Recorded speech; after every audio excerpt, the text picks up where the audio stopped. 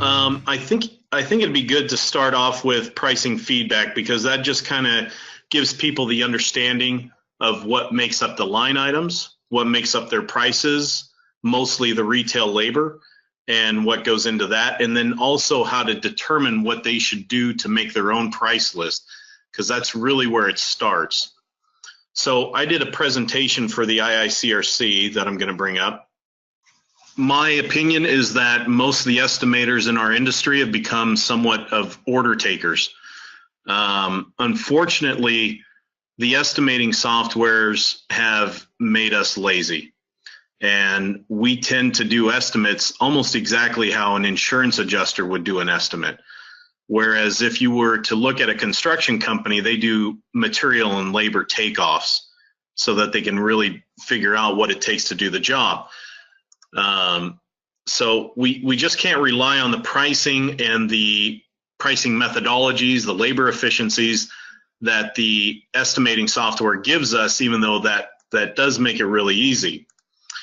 So if we were going to figure out what it really costs us, we're just going to use a $20 an hour finished carpenter for an example.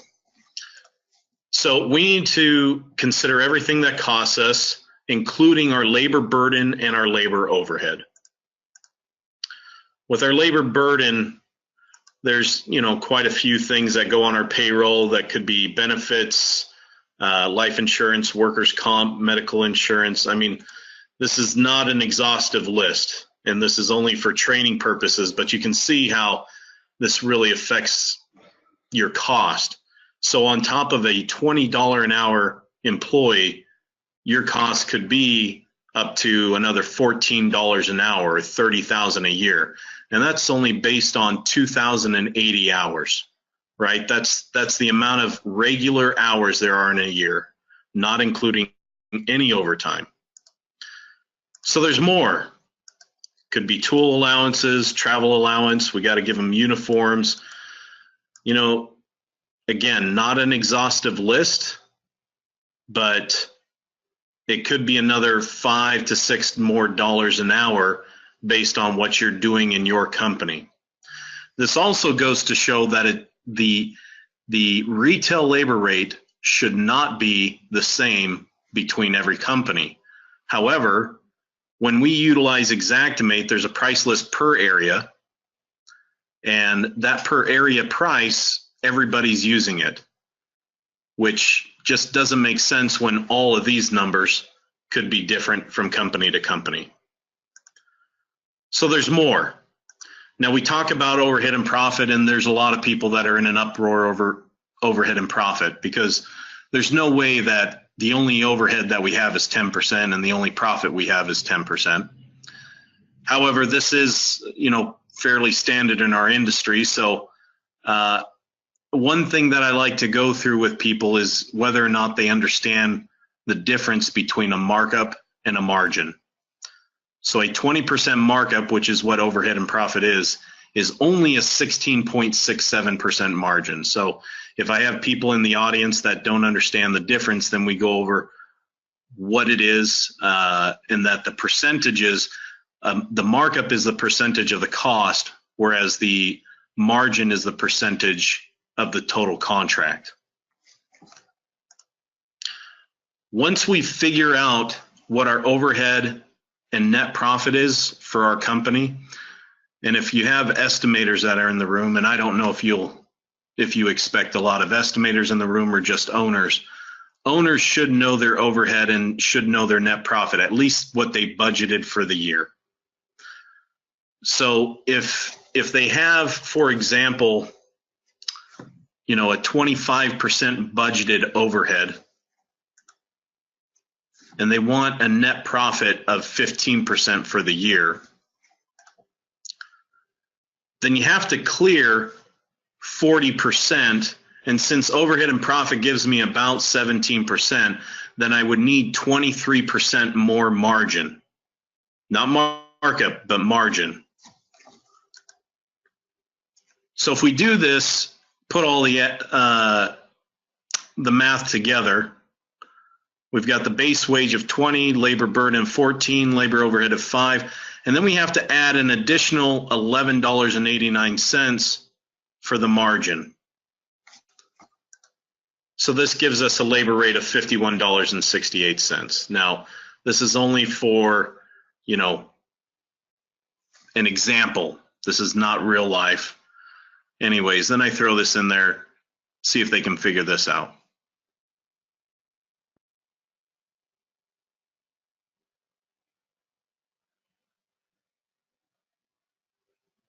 And Sean, I don't know if I've got you on mute or if you're actually laughing, but this is meant to be funny. Yeah, I have myself on mute. I was just letting you roll with it, but it's awesome. Okay. So then I start going into the actual pricing feedback, and the way I used to do pricing feedback when I did this presentation is no longer the same way. Now there are certain parts that are the same, but this is where I end this presentation and go into kind of the meat and potatoes. First, I like to show them in Exact Analysis where they can see the last 5 years of what their pricing has been for their area.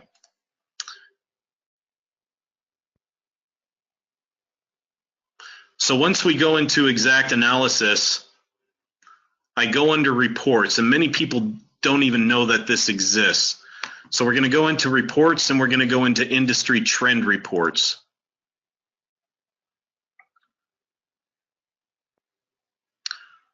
Once this shows up, there's quite the list of different reports that you can pull up. My favorite is the retail labor report. I'm going to change this to my area or one of my area price lists. We're going to go to Washington, Wenatchee. And then we're going to select, for example, the finished carpenter. And then I'm also going to change this to 5 years instead of just 1 year. I'm going to change this to a dollar amount.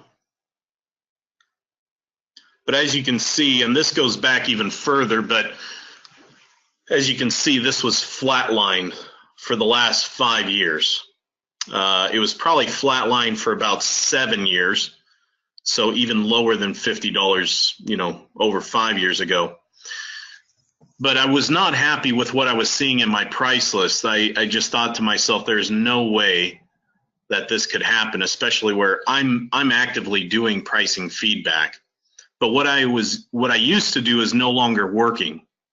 The reason why it's no longer working is because about, I would say about 7 years ago, that's when the TPAs, the preferred programs really came prevalent in our industry.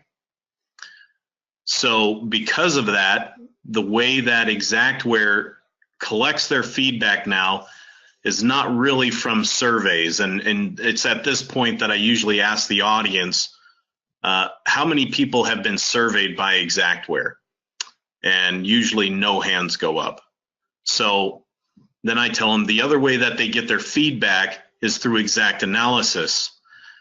When I looked up the annual property report that Xactware puts out, they had stated in this annual property report that the amount of estimates that they got back from the different types was about 60-some% from insurance carriers, about 20-some% from independent adjusters, and only about 5% of the estimates going through Exact Analysis came from contractors.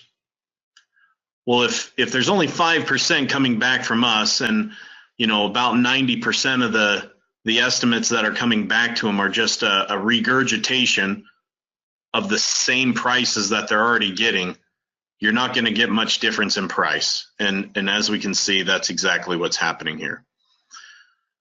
So I started making my own price lists in October of 2016. January of 2017, I saw my first increase in price, $51 to $62 an hour. And I'm sorry, this is probably kind of small for you to see.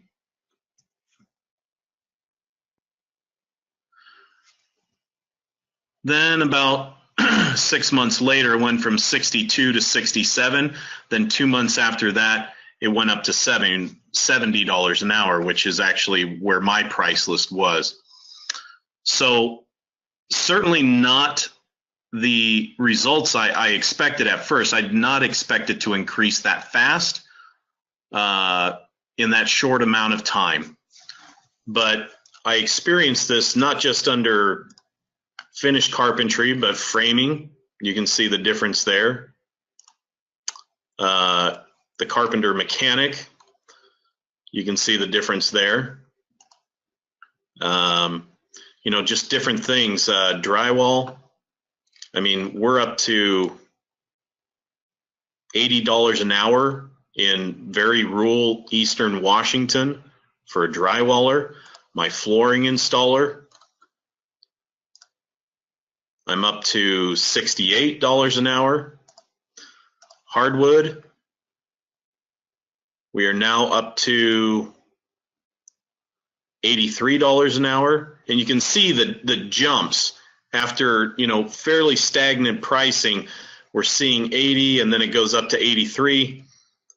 So fairly large increases in a short amount of time. Let's see. Oh, a really good one that I like was my tile. I just could not get tile done. As, you know, whenever I put in for a tile shower, just can't get it done. And usually when I ask the audience, do you have a hard time of getting tile done for the price that you have an Xactimate? It's a big pain for many people. And this is one of the best increases I have seen. I mean, you can see from, you know, just even a year ago all the way to here, a 56% increase in about a year's time. So that's I mean, from going from nothing over the last however many years to a 56% increase, $108 an hour. That's just unheard of when you look at different pricing. So, Sean, where are you located at? Florida somewhere? Yes, I'm in Jacksonville, Florida. Okay. So it looks like you've gotten some kind of increase there. You guys started out at $37 an hour. That doesn't sound very good. You know, about a year ago, you're at $44 an hour.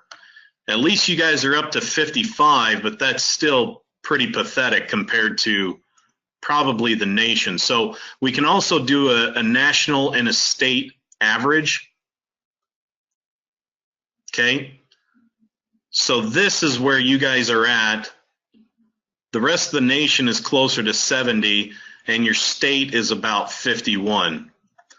So, and then even compared to the national average, I'm at 108 compared to this 70. So you can see there's a very significant difference.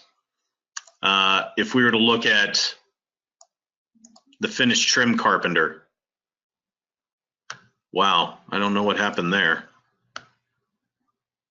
You guys actually came down, and I don't know why that happened. That just that's terrible.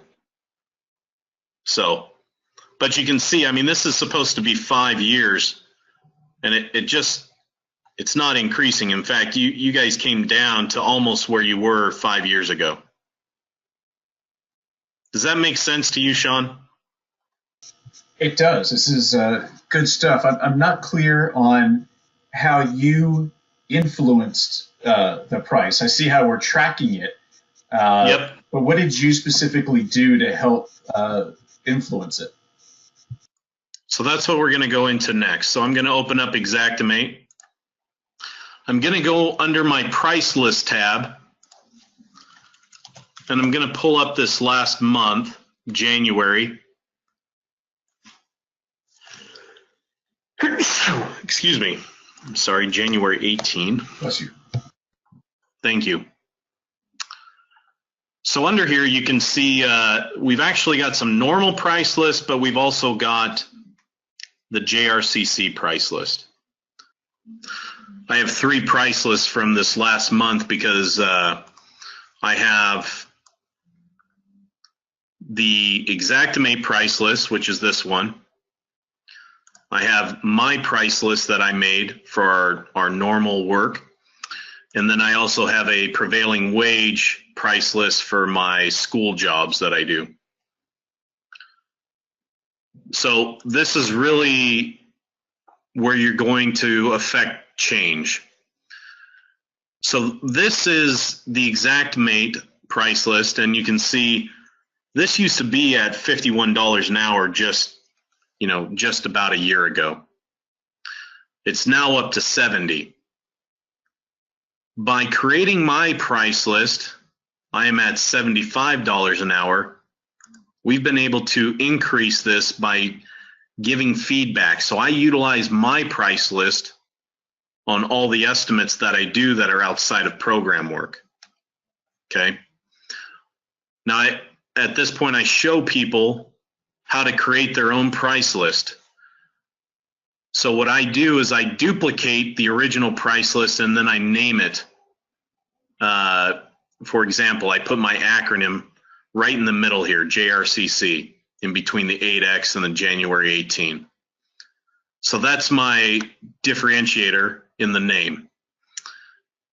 To create the labor rates, the first time people do this, it's going to take a few hours because a very novel idea, right? Contractors making their own prices. Unfortunately, most contractors in our industry have never done it. But in the rest of the contracting world, everybody makes their own prices.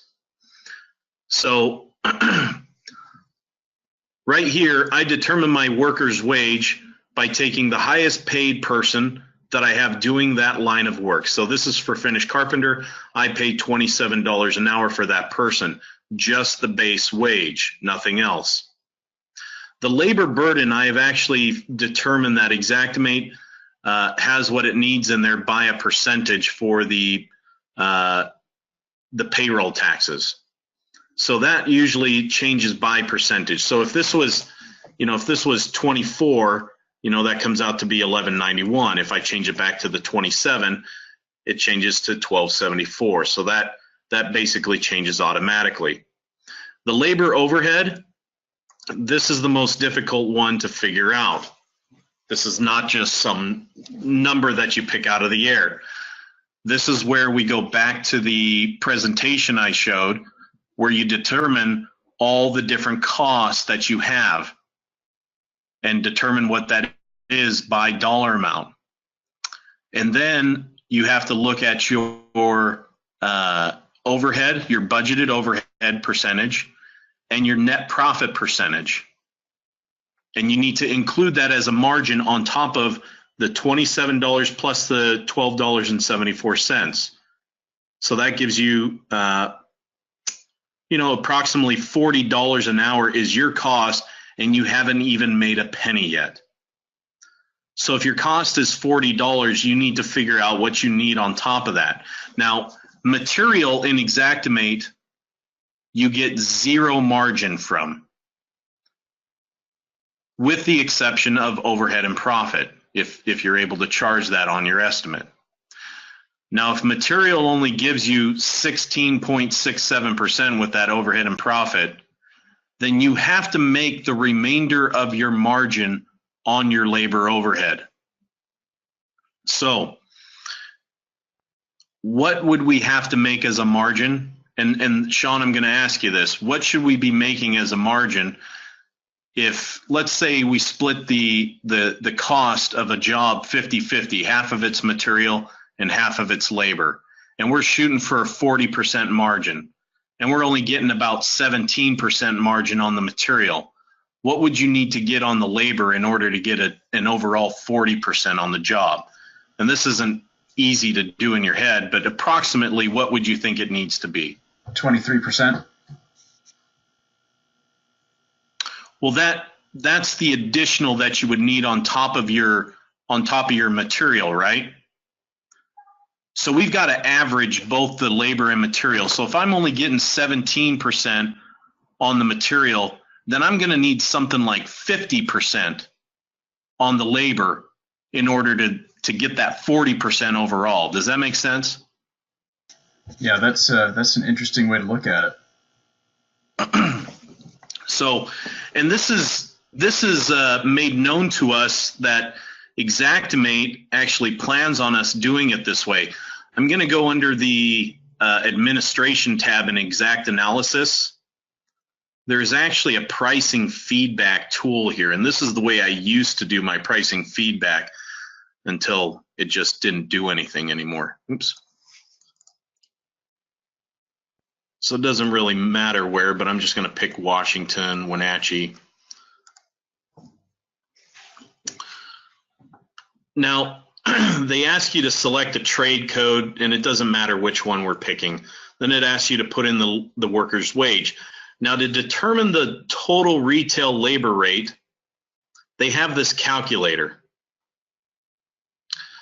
This calculator tells us that we need to include any internal markup that is not included in our general overhead and profit. It also asks us to figure it out based on labor and material. But all this together, your margin that you need on your material and the margin that you need on the labor go together, and that's what makes up your retail labor rate. So that means you have to put all that in your labor overhead as a markup. So if we go back here, that's where I need to be here, okay? So I need to be at $35 for my price.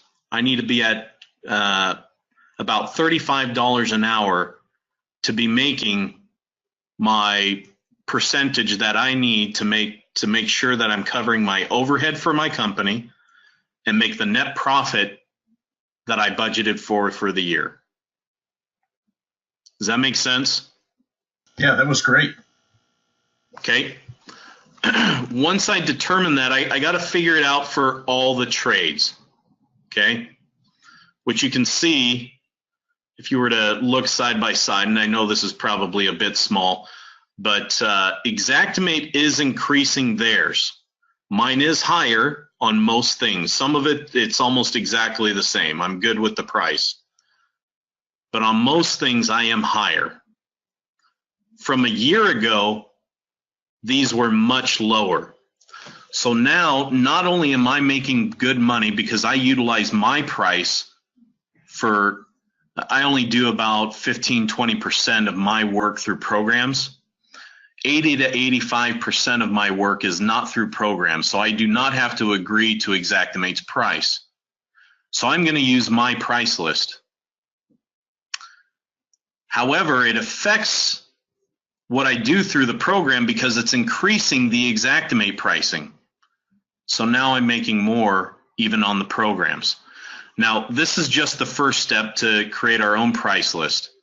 Once it's done, and let me show you, we're going to play around with this a little bit. Let's say my cleaning technician, I want that to be $17 here. And so instead of $40, I'm at $42.55. If I try and switch from that trade, this little window pops up. Do you really want to go from $40 an hour to $42.55? And down here, it shows every single line item, which is a lot, that includes that labor rate. It will now increase the price of all those labor or all those line items within Xactimate. So every time I do this,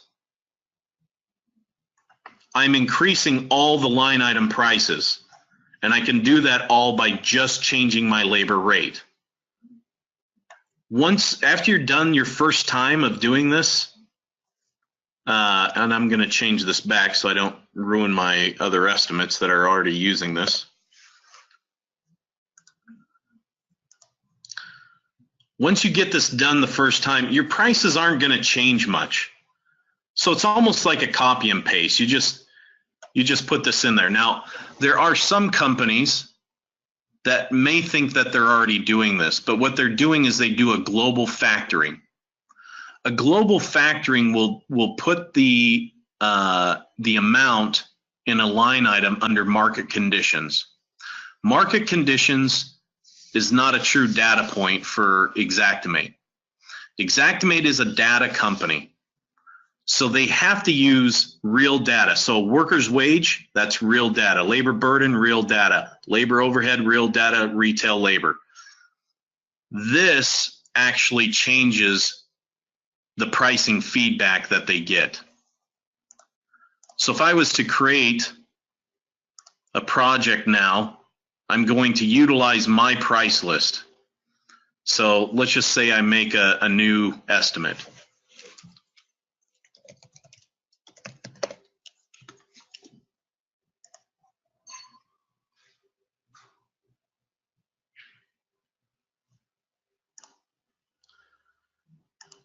And in here, I'm going to put in my price list. We're just going to use that same price list I used that I was showing you. So the JRCC January of 18.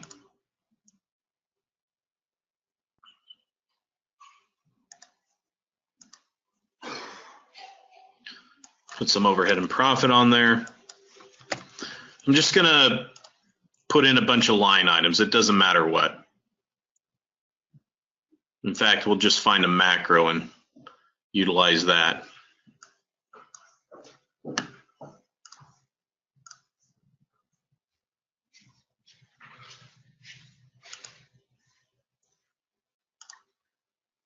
Oops. So now I've got a bunch of line items in here. And it came out to be about a $6,000 job. So I want to complete this job just like I would a preferred program job. I'm going to submit the required information.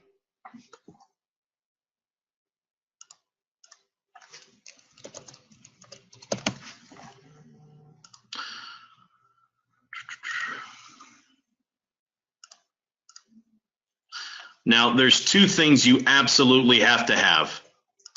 It wants to know the address. Why? Because it wants to make sure that you are using the right price list.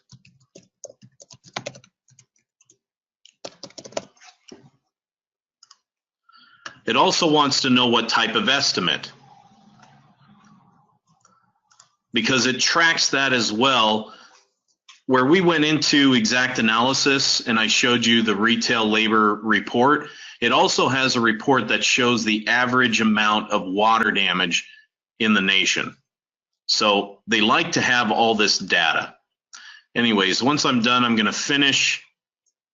This is going to say change status to completed. I change it to completed. Now it's a completed estimate.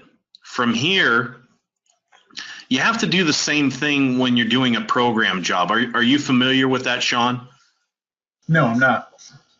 Okay, so when you do a program job, whether it be Contractor Connection, Alacrity, you know, anybody that's using Xactanalysis for their preferred program, you have to go into the control center.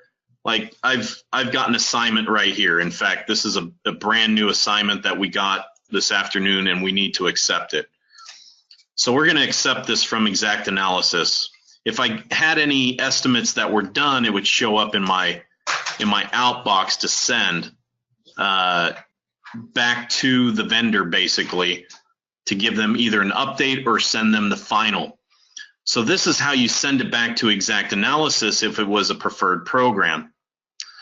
Now, this isn't going to go through a preferred program. I'm going to go to the Xactimate tab. I'm going to go to Tools, and then I'm going to click on Feedback. This is asking me, do you really want to collect feedback and send it back to Xactanalysis? I'm going to say yes. From here, you're going to see a little window that pops up, and there was, I don't know, 3 jobs that were completed since the last time I submitted feedback. So those estimates that I have, you can see they're sending right now. So I have 4 jobs that I sent back as feedback that have my price list on them. Now I'm changing that only 5% of the jobs, at least in Wenatchee, Washington price list.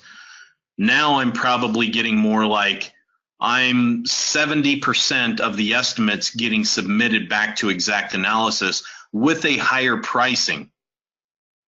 Because of that, it's going to change the average pricing of my market. Does that make sense? Yes, it does. So that's what I just showed you. That is the very simple process of sending feedback. You have to make your own price list. That's step 1. Your estimators have to complete their estimates. Once they complete their estimates, all you do is you go under the Xactimate tab, Tools, click on Feedback, and all those completed estimates will now go back to Exact Analysis. They do not go through a carrier. The insurance company doesn't see any of this, so you don't have to worry about any retribution coming back from a carrier saying, hey, don't do that. I don't like that you're changing prices.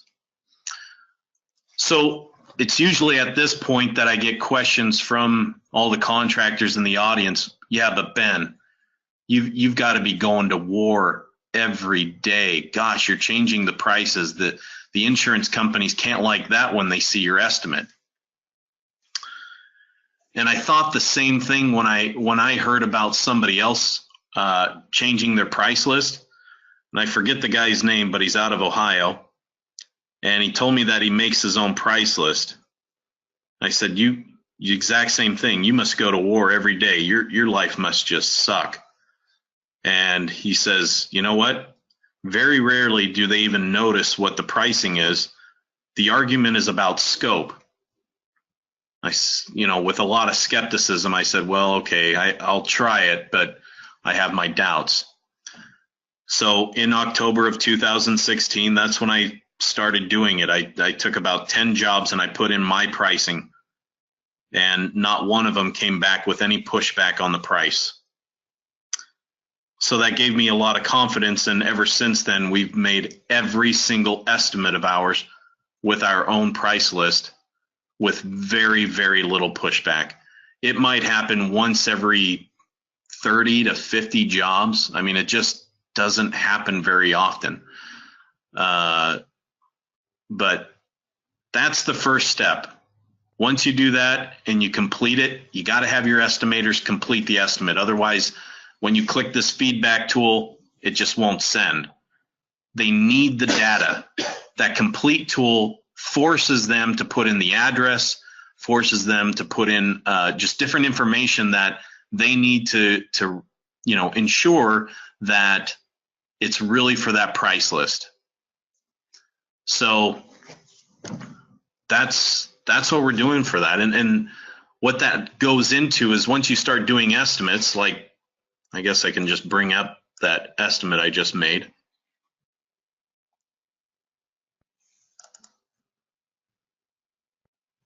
And I don't know what line items are in here. I just used a macro real quick so I could get it done.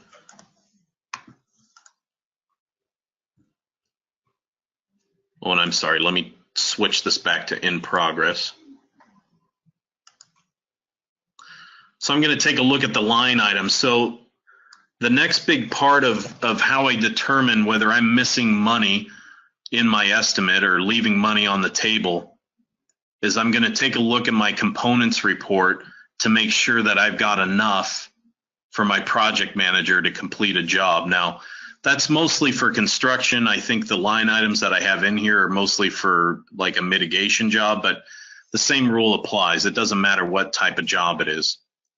So before I move on to that, and I know we're going to start getting short on time, what do you think so far of the pricing feedback tool? Ben, I think it's fantastic. Obviously, this isn't something that I do in my day-to-day role, so it's all new to me. Sure. But the little you showed me, I'm really not sure how many people in our network do this or are aware of it. So it's opening up a lot of interesting ideas, and I'm really looking forward to getting feedback from the committee to get their opinion, people that use it more often than I do. Sure. My guess is that 0 people are doing this. One, they may know of the feedback tool, but I've gotten my bits of information from different parts of Xactware. Like if you go on their website, they tell you how to do feedback, right? They tell you the steps of completing an estimate, going to the tools and clicking on the feedback button. But they don't tell you what actually changes the price, right?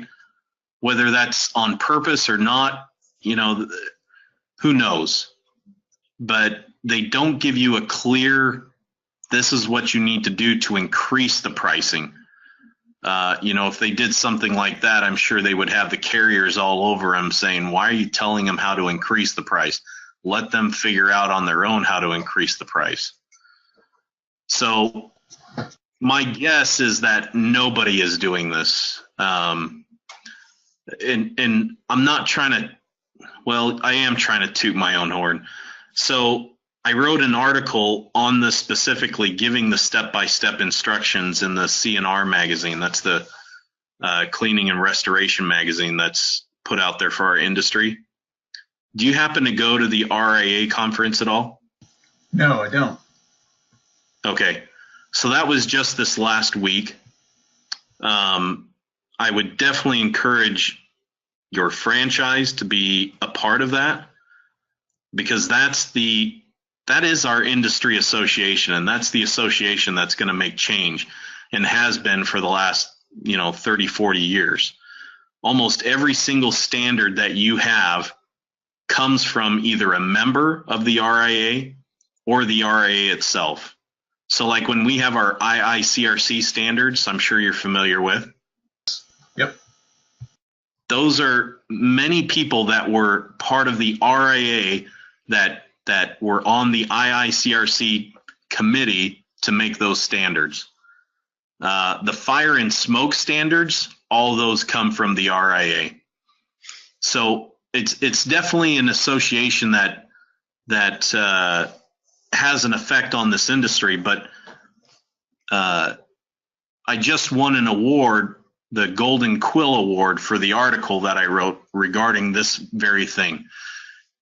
Since you don't do this very often and you're fairly excited about it, can you imagine how excited people are when they find out about this, where it actually affects their bottom line? I mean, we are talking huge increases to their labor rates.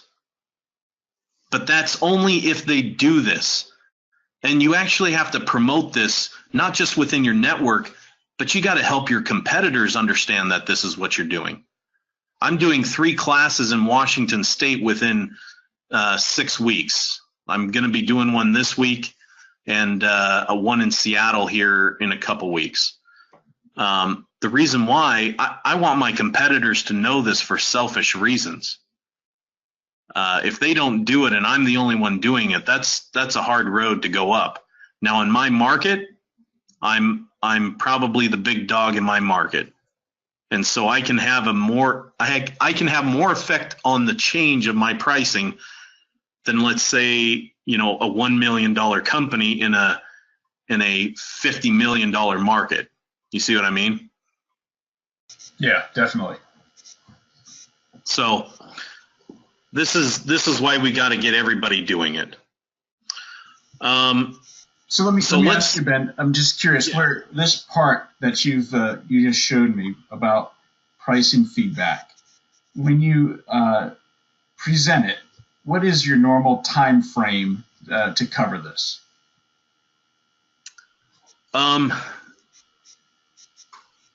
Golly sakes. The last class I did, we probably took 3 hours on this subject alone without going into anything else, mostly because people don't quite understand how to make their own prices. So the algorithm, let's go back to the price list. Oops.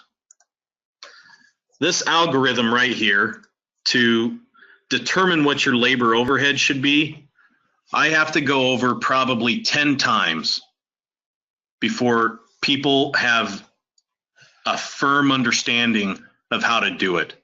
Because I gave you an algorithm of 50-50, right? 50% material and 50% labor. If we were to go to the cleaning technician, this is not the same. When you think about cleaning, how much material is there really? Not much. It's probably 90% labor and 10% material. So determining this labor overhead is going to be different from this one. So I'm essentially helping people make their own price list. Now, we have to be very careful, especially at a national conference, because we cannot be construed as doing any type of price fixing, right? It's very difficult for me to even show my price list. I have no problem showing Xactimate's price list because it's a published thing and everybody has access to it. But showing my prices, I just don't like doing that because that can be construed as price fixing. You see where I'm coming from? Yeah, understood. So that can be dangerous for your conference, your franchise, if we go into it a whole lot to where we're getting specific as to what should you have as your price. So we have to work with examples. We cannot work with what somebody actually has. So we have to do this a few times for people to actually understand what needs to be done to make up their labor overhead. Many people think the labor overhead is just for the labor until I show them that calculator within XactAnalysis that shows them it's not just the labor, but the additional margin that you need for your material as well. So we could spend a whole hour on just this, and that most people are reaching out to me to teach this, and that's why I kind of questioned, do you really want me to go over, what's missing or what we're leaving on the table, or do you want me to go over pricing feedback? Because what we're leaving on the table, I mean, that's something they could probably figure out by themselves. The pricing feedback, this is something nobody else teaches. Yeah, I got you. And I didn't even know that until talking with you today. So this was eye-opening. Yeah. So I did have,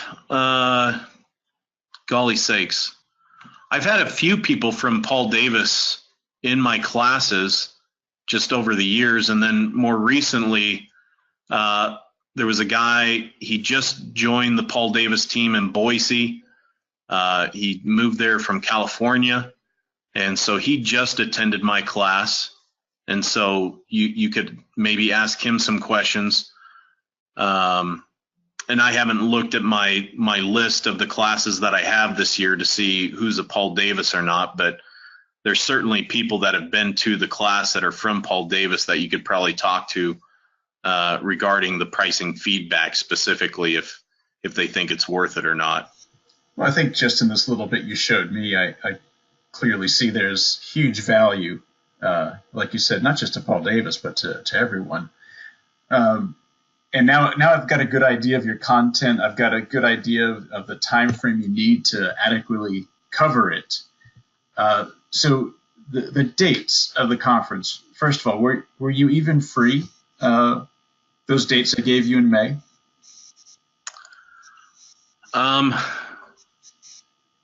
Yeah, kind of. Yeah. So I have a conference that I'm at the first week of May, and then I have a class in Bozeman, Montana, the second week of May. I have my company meeting the fourth week in May, and so I'm fitting this right in between there, and it's like I run my own business too, and so that's a lot taking me away in May. I mean, I could make it work, but you know, I would need to know what day and everything, because where is it, by the way? Palm Springs, California. Okay. Is that So close? that's That's kind of close to you. Yeah, that's not a bad trip for me. I was just down there last spring. So, you know, so it takes me half a day to get there. You know, I'm there for a day, and then, you know, I don't know how long you guys want me there, if it's just the one day for an hour or whatever, and then I just take off right after that. But yeah, if it was only like a 2-day deal, then that would be better for me. If you need me there the whole time, if you planned on something like that, then that would be difficult for me. That would also be difficult for me to sell to my wife. I understand. No, I would think that you flew in the day before. We get you for 2-3 hours the next day, and then you're free to go as soon as it's done. That way you can get back to your family. And I don't mind giving a few extra tidbits. I do think I've got some things that most people don't. Let me give you an example. So I've started a library, and when I say start, I mean just started. So any question we ever get from an adjuster, we're making a folder with all the documentation that we would need to do our negotiation on that scope. The other thing that I've created is about a 40-some page manual. Oops. Let me see how many pages it is. Well, 46. It's a living document of things that I find when I do my classes. You know, somebody may have a better way. And then probably the other half of this is just stuff that we've come up with within my own company. One of the big things, and it's on the first page, is to do project management time. So Xactimate has a white paper on overhead and profit. The thing that is a pain for contractors, restoration contractors, when they try and put any type of project management time, is the insurance will say, well, that's already covered in the overhead and profit. The contractor is pissed off and proceeds to argue, no, it's not, without having the proper documentation, or they're just ignorant, because they know that they're not making the margins that they need, but they don't know how to justify it.